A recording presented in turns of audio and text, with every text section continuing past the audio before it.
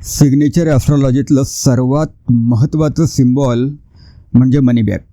तुमच्याकडे पैसा यावा, पैसा साठावा असं वाटत असेल तर तुमच्या सहित मनी बॅग असायलाच हवी. आणि सहित मनी बॅग असेल तर तुमच्याकडे पैसा येणार नाही असं होणार नाही. एखाद्या अक्षरात लूप तयार होऊन तो बंद होणं म्हणजे मनी बॅग. उदाहरणासाठी एक सही घेऊ. चंदू जर अशी सही करत असेल तर या सहीमध्ये मनी बॅग कुठेही नाही. पण त्यानं सही बदलली आणि अशी केली तर ही तयार झाली मनी बॅग.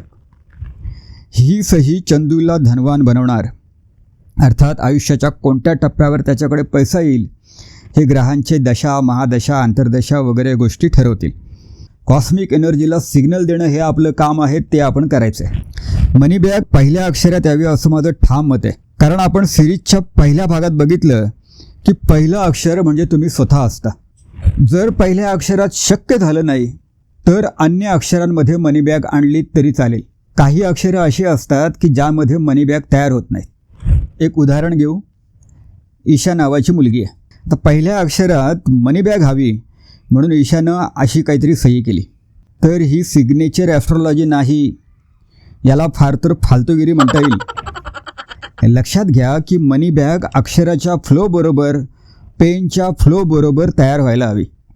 ओढून ताणून ती करायची नाही किंवा अक्षरं डिस्टॉर्ट करायची नाहीत. कन्सेप्ट क्लिअर होण्यासाठी आणखीन काही उदाहरणं घेऊ.